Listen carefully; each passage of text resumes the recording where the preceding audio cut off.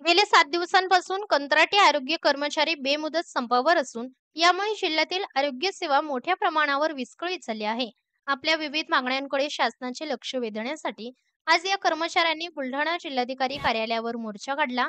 जिल्ह्यातील सुमारे 700 कंत्राटी कर्मचारी संपात सहभागी असून यामुळे रुग्णसेवेवर गंभीर परिणाम झाला आहे। कार्यरत कर्मचाऱ्यांवर अतिरिक्त ताण येत असून अनेक ठिकाणी आरोग्य सेवा अपुरी ठरत असल्याचे चित्र आहे।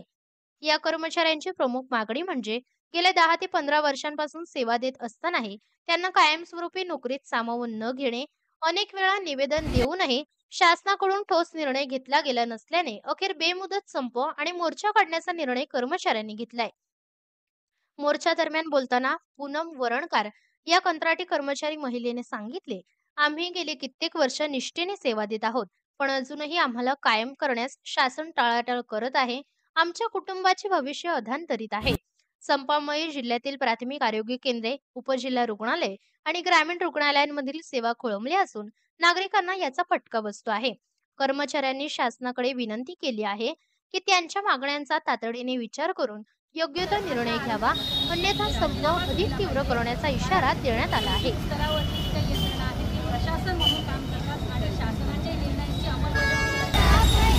समायोजन आमच्या हक्काचं, समायोजन आमच्या हक्काचं,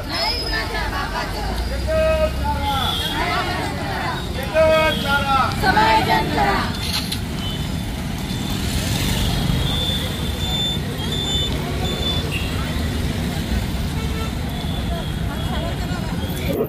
जिल्हा बुलढाणा आज आम्ही राष्ट्रीय आरोग्य अभियान कंत्राटी कर्मचारी 10 वर्ष पूर्ण झालेल्या सर्व कर्मचारी आज आंदोलनामध्ये आम्ही 19/8/2024 पासून आम्ही आंदोलनात सहभागी झालेलो आहोत। आज आमच्या आंदोलनाचा 7वा दिवस आहे। आज आमच्या 14 मार्च 2024ला आमचा GR निघालेला आहे। GR निघून आम्हाला 17 महिने झाले, तरीही त्या GRची अजून अंमलबजावणी झालेली नाही।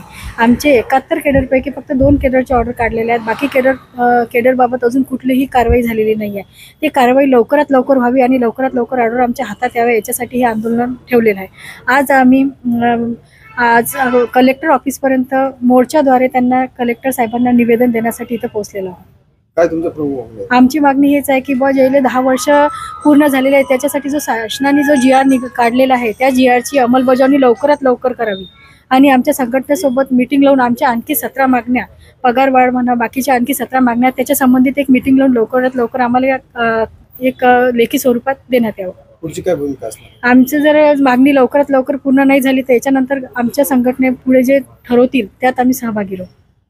राष्ट्रीय आरोग्य अभियानाच्या अंतर्गत सर्व कंत्राटी कर्मचारी जेवढे काम करतात, राज्यभरातील कर्मचाऱ्यांनी जवळपास 19 तारखेपासून संबंध राज्यभरामध्ये काम बंद आंदोलन चालू केलेलं आहे आणि बुलढाणा जिल्ह्यातही जवळपास 750 कर्मचारी NRHMचे हे आज या ठिकाणी आपण पाहू शकता की आंदोलनाला बसलेले आहेत 19 तारखेपासून।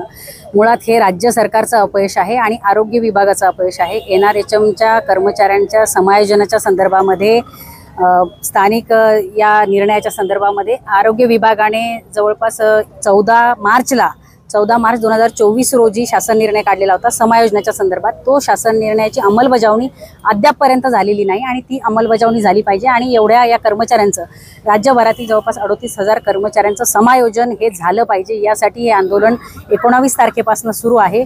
परंतु दुर्दैवाची गोष्ट आहे की आरोग्य विभाग आणि महाराष्ट्र शासन हे या कर्मचाऱ्यांकडे अजिबात पाहायला तयार नाही। यामुळे या सगळ्याचा फटका हा ग्रामीण भागाला बसतोय। ग्रामीण भागातील प्राथमिक आरोग्य केंद्र, उपकेंद्र याला हा सगळा फटका बसतोय आणि आज वैद्यकीय अधिकाऱ्यांपासून तर शिपायांपर्यंत, स्वच्छता कर्मचाऱ्यांपर्यंत जवळपास 69 संवर्गाचे कर्मचारी, अधिकारी या ठिकाणी उपोषण करतायत, आंदोलन करतायत। यामुळे ग्रामीण आरोग्य व्यवस्थेवर खूप मोठा परिणाम होतोय। लोकांना खूप मोठ्या प्रमाणात याचा त्रास सहन करावा लागतोय आणि आरोग्य मंत्री जर असं म्हणत असतील की सचिव आमचा ऐकत नाही आणि त्याची अंमलबजावणी होत नाही, तर अशा आरोग्य मंत्र्यांनी आपल्या पदाचा राजीनामा दिला पाहिजे।